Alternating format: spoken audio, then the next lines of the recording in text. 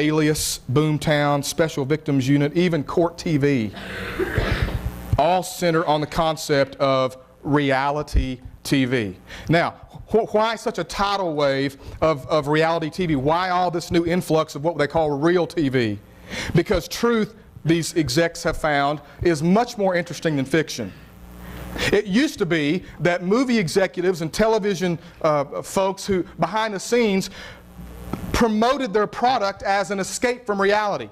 Go to the movie to escape reality. Watch this program for 30 minutes.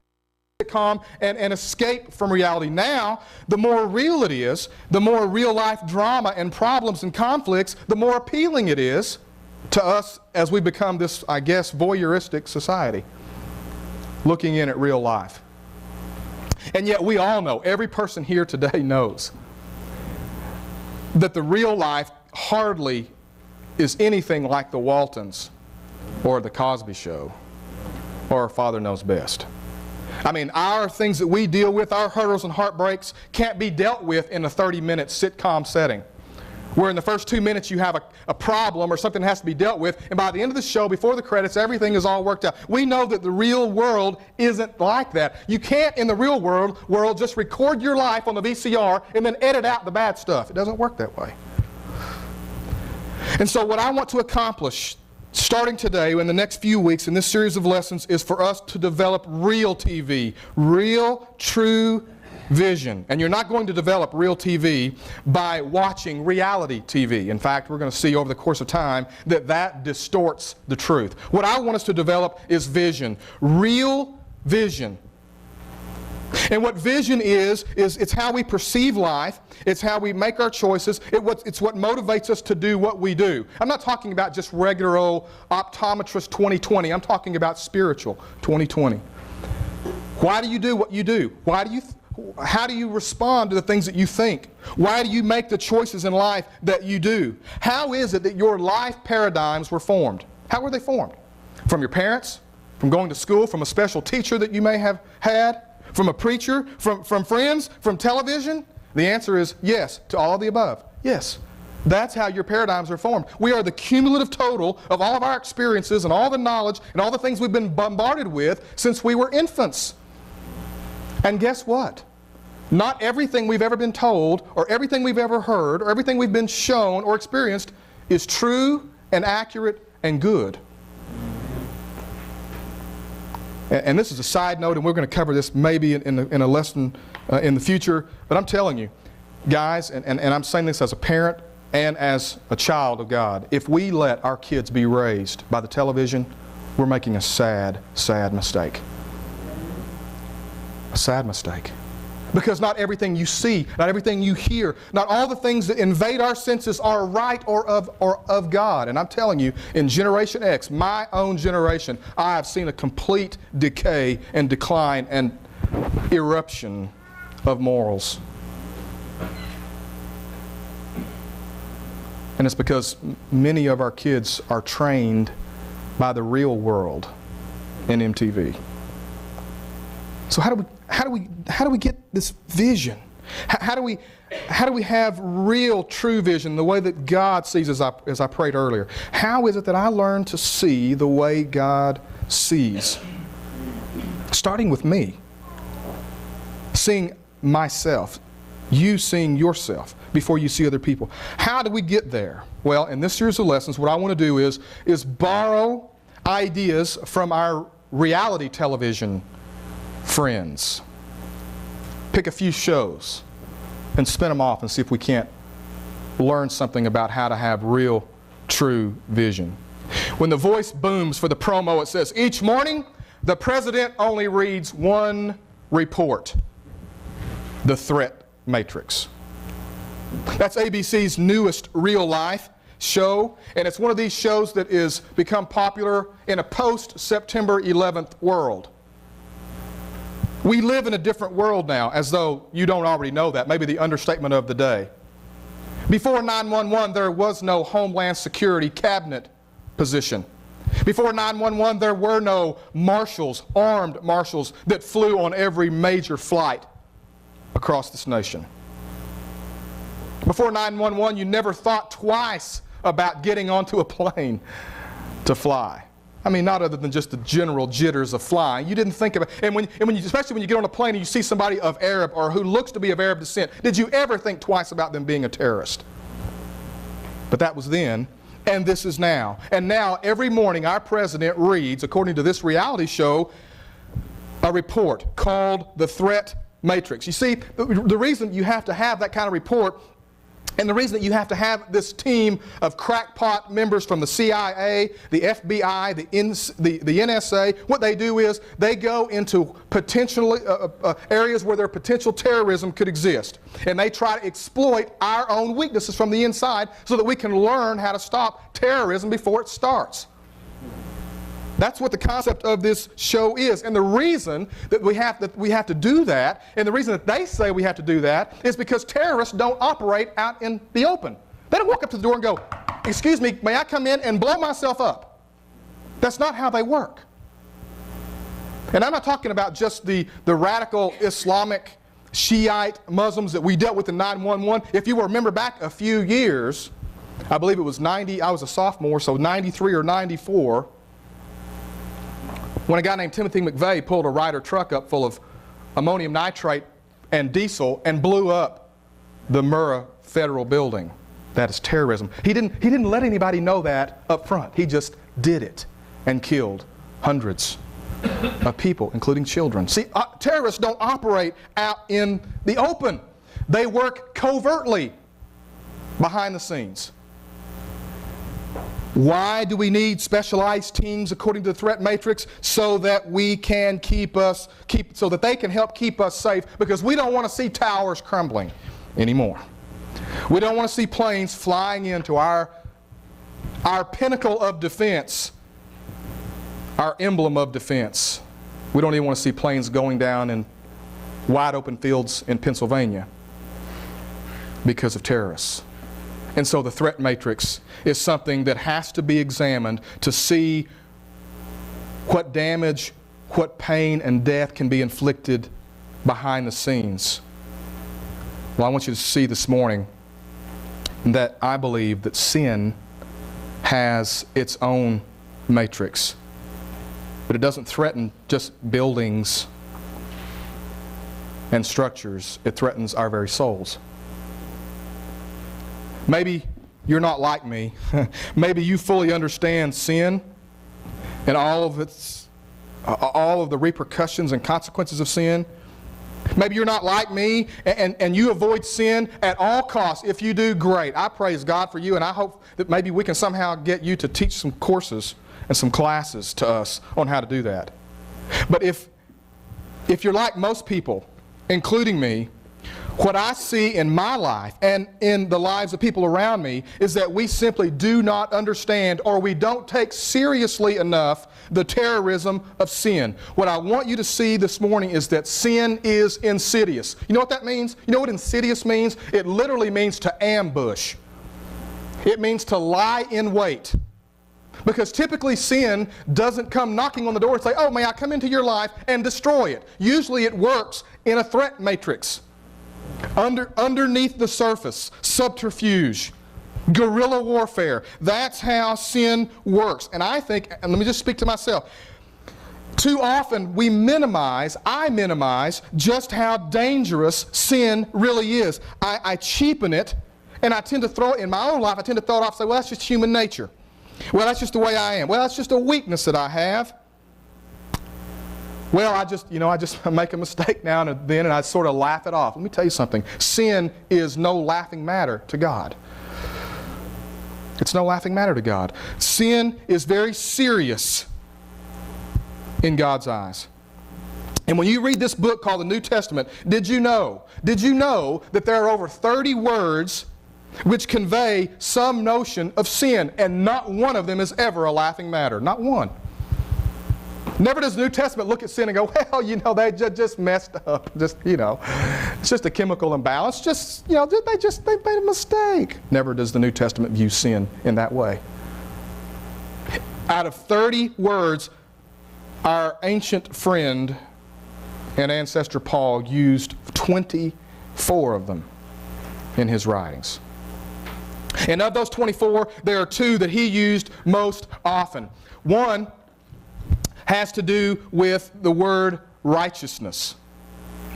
Righteousness. You see, unrighteousness is always put into contrast with God's righteousness. Now, if you're sitting there thinking, well, righteousness and unrighteousness, that's just one of those churchy words. It doesn't mean much to me. Let me simplify it way down. Here's what it means.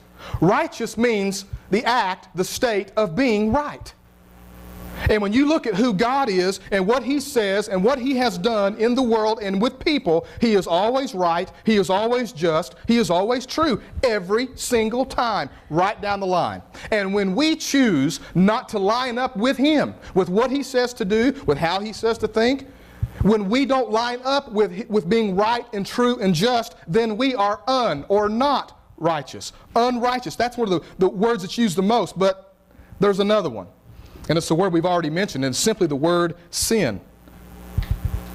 Used more than any other word, and it literally means to miss the mark, to fail to reach a goal. It's like the hunter who has his prey in his sights and lets fly his arrow and misses. He misses the mark. It's like the kicker in pro football whose overtime attempt goes wide right. He misses the mark. But let me tell you something. It's not as simple and not as naive as shooting an arrow or kicking a football. When God established for us the way to live, it's as though He set up this target and said, here it is. Here is what you're supposed to shoot for. This is your life's aim right here. And when we choose not to hit that target, then that is what is called sin. God designed us to hit the mark. He designed us to hit the mark. And when we choose not to, then we sin. And not only that, we violate our design. You want to know it's simple? You want a basic definition of sin? Unrighteousness, just simply remember, it's the state of not being right. You want to know what sin is? It's violating your design. It's not being and doing what you were made to be and do. Now, parents, let me ask you something. What do you teach your kids about sin? Do you teach them anything? Do you model true vision for them? Do we as parents set up targets for our kids? Absolutely we do. They're called standards. Now, I don't know what the standards are in your house, but I believe that each one of you have them. It may be curfew. There's a time that you come home from being out. It may be doing your homework before you do other things. It may be cleaning up your room. It may be taking out the trash or cleaning up the dishes or whatever, but we have standards as parents that we put upon our children. And when our kids miss the mark, they reap the consequences. They should. If you, as a parent, are worth your salt, you will hold to your standards. Why? So our kids can be miserable? No. So we can just suck all the fun and joy out of our children's lives? No. Because we are called by God to raise healthy, happy, well-adjusted children into adults. Right? That's what we want. We want our kids to be healthy, happy, and well-adjusted. And the way that we do that is we establish standards. Guess what? We must have gotten the idea from God. Because that's exactly what God does in our lives. He lays down standards. He gives, whatever you want to call them, He gives us commands. He gives us rules. Whatever your word is from the text, He does that for our own good. Do we as parents ever get accused of stealing our kids' joy? Yes. You don't understand. Everybody else is getting to do it, and you're no fun. You're not letting me have any fun. And if you give in to that, you run the risk of them reaping the consequences later on in life. But if you hold your ground because you know what's best, then you are well on your way to raising healthy, happy, well-adjusted children. Guess what? The same is true with God. God did not lay down standards so He could suck all the life, all the fun out of life for us. He did it because He understands that the threat matrix of sin is threatening to take us down. That sin is the oldest form of terrorism. Terrorism has been around a lot longer than Muhammad. I've got news for you. Terrorism has been around since the garden, where the first act of terror ever took place. Oh, if you eat that, you're not going to die. And they bit on it.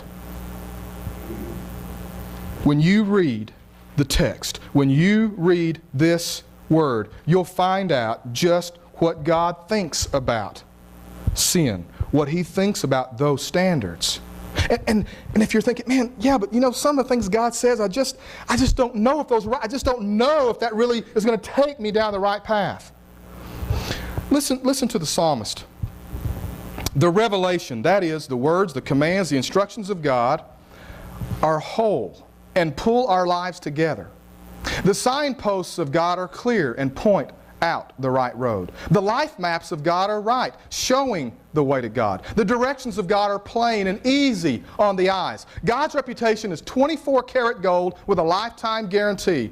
The decisions of God are accurate down to the nth degree. You don't have to worry about the fact that God has in mind what's best for us.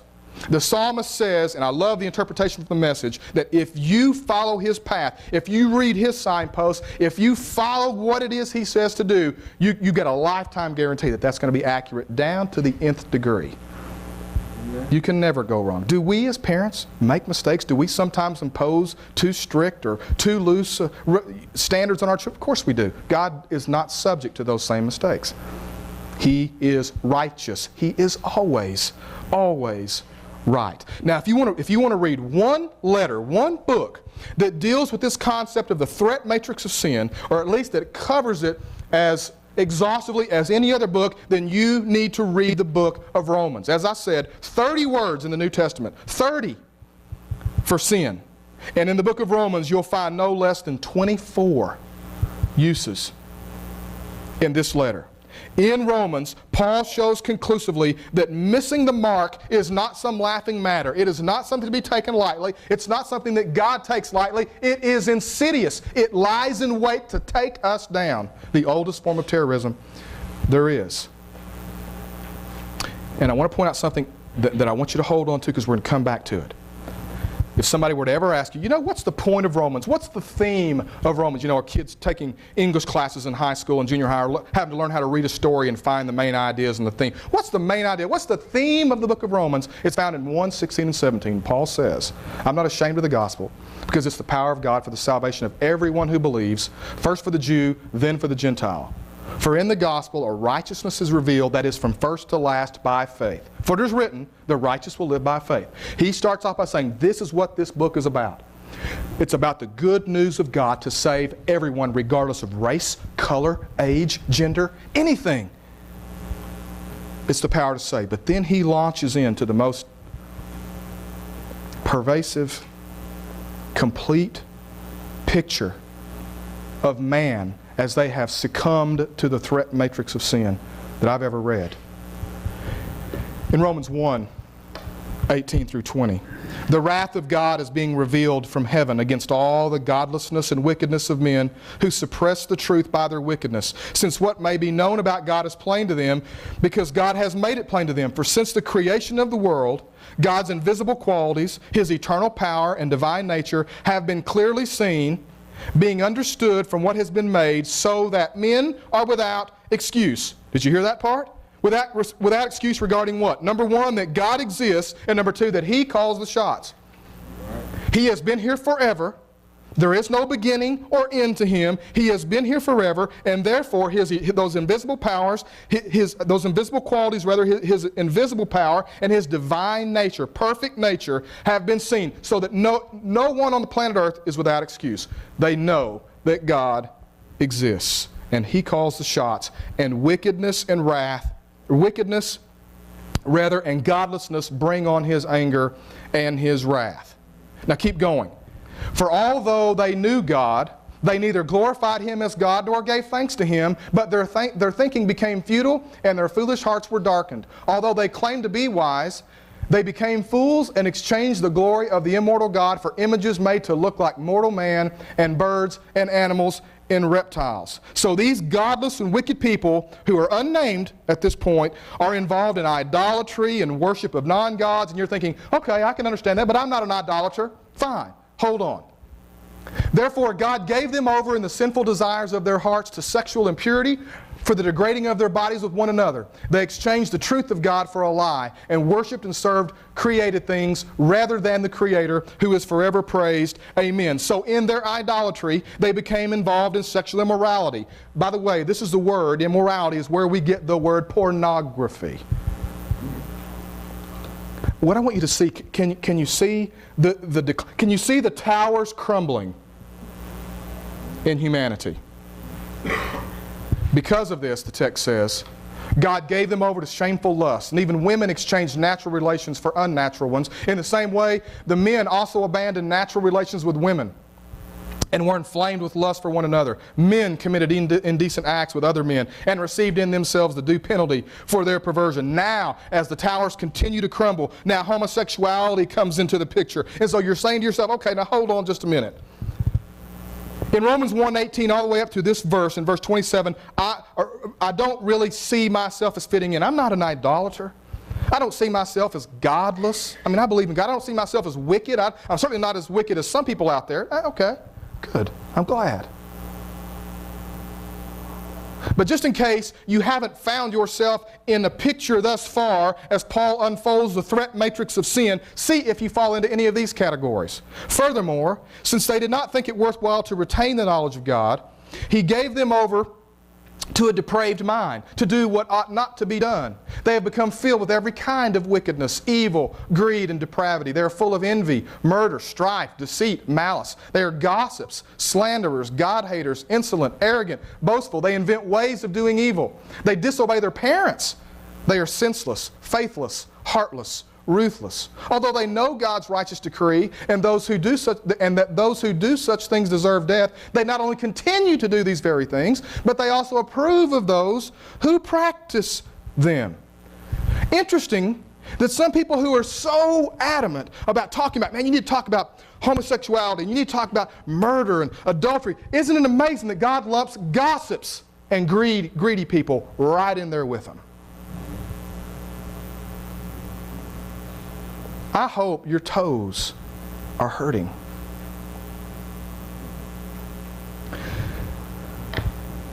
Don't categorize sin. Don't minimize sin. Did you listen to what the Spirit said through Paul? Although they knew God's righteous decree, they kept on doing what they wanted to do. And did you hear the other part? Sin always ends in death and destruction. I remember a man named Jesus saying that the thief comes to steal and to kill and to destroy. He's not coming to steal your pocketbook and your possessions. He's coming to steal your heart. We have got to learn what we've got to learn and understand. To have real, true vision, to have real TV, is that God's standards were never intended to come and take the joy out of living. God's commands, His standards, His words for our life are there so that we can get the most out of life. So that we can get the most out of life. Not less joy and less fun. More joy, more fun. Now think about it. I want you to think about this. Why is sin so insidious? Why is it so grievous? Why does God see it as damaging and full of death? I'll tell you why. Because every time we sin, there is always damage, most of it collateral damage, meaning usually somebody else, including us, gets hurt. Why is lying a sin? Why is lying a sin? Because it always hurts trust. It always breaks down and often destroys trust. I ought to know, because I've done some destroying through lying in my past. And so have you. God didn't say, don't lie. Don't let untruthful words, false words come out of your mouth, because somehow He thought that was going to take joy away from us. He said don't do it because he knew it would hurt us and other people. Why is adultery a sin? Because adultery always breaks somebody else's heart. It destroys relationships. Why is drunkenness a sin? Because it produces diminished capacity and somebody else can get hurt. How many people die? How many innocent people, sometimes teenagers and little babies, die as a result of drunk drivers? God didn't say don't get drunk because he didn't want us to feel a little buzz and feel good about, whoa, isn't this life great? It's because it diminishes capacity and can hurt people. Why is gossip a sin? Because it does not build up a direct command of God, and quite often does the opposite and tears down somebody else's character. Kids, why is disobeying parents a sin? Because how in the world will you ever learn to love and honor and respect a God that you cannot see if you can't even love and honor and respect the parents whom you can see? God's representatives on earth. I could go on, but man, surely you see the point. Sin is contrary to God because sin destroys, and God wants to give us life. He wants to build us up. And we can't develop real TV, real true vision until we see the threat matrix of sin. It is no laughing matter. How many people here laughed the day that 2,000 people died in New York City? Of course you didn't. But I'll bet you a lot of people in this room shed tears, as I did, every time God Bless America was sung after that. Or when they had memorial services, or when they showed the children whose father, whose mother had been killed in the towers. Guys, if that's no laughing matter, how in the world can sin ever be minimized or belittled or made small in our eyes when sin causes tears to come to God's eyes? God doesn't see sin as a weakness or a failure or a chemical imbalance. He sees it as a killer, as a threat matrix which will take us down. He created us in His image with the ability to love and to serve and to do good, but He also created us with free will to choose to do that. And many people, including us, just make the wrong choices and we choose to sin. And just in case you've been in the twilight zone for the last 15 minutes and don't count yourself in any one of those other categories that I've already mentioned, the Bible says all have sinned and fall short of God's glory. All. Everybody in the same boat. Make no doubt about it, the threat matrix of sin is very real. It is Satan's oldest terrorism tool, and if the story ended here, it would be tragic indeed. It could be signed Shakespeare. But real true vision requires the whole real truth. And so I'm going to close with this story. Not long ago, a woman went to a skydiving school. And she wanted to learn how to skydive. So she paid her fees and she did what they call tandem jumps, where you jump actually attached to the instructor so that you can feel like what it's like to jump out of a plane and to get your balance. And when you jump out of a plane to parachute, you have to be in a certain form which enables you to fall with precision and to fall under control. And she went through her tandem jumps, and then it was time for her to do her solo jump. And she jumped out of the plane, and for some reason, something happened and she became discombobulated, got all disoriented, and she was in a mess. I mean, she was in a mess. And she would not have recovered and gotten into position to pull the cord for her chute. Her instructor went into a dive. That is, he put his head down and became as straight as he could and dove down to her. He got her reoriented, got her straightened out, just as the emergency chute, which deploys at 700 feet, deployed, which gives you about a second or a second and a half before you hit the ground. The instructor, however, his emergency chute did not deploy, and he hit the ground and was killed instantly. Later on, the woman went to the funeral and spoke about how, looking at the instructor's children, and spouse was devastating. And as my wife related this story to her coworker, she didn't realize it until the words were out of her mouth when she made this statement. I just can't imagine what it would be like to live because somebody else died. And then she said, oh my gosh, I do that every day. Every day. You see, guys, sin gets us in a mess. It disorients us, and we are free falling to death. Since we've compiled this long and sorry record as sinners, both us and them, and prove that we are utterly incapable of living the glorious lives God wills for us, God did it for us. Out of sheer generosity, He put us in right standing with Himself, a pure gift. He got us out of the mess we're in and restored us where He always wanted us to be, and He did it by means of Jesus Christ. I got news for you guys. We were in a mess because of sin. And Jesus opened the chute.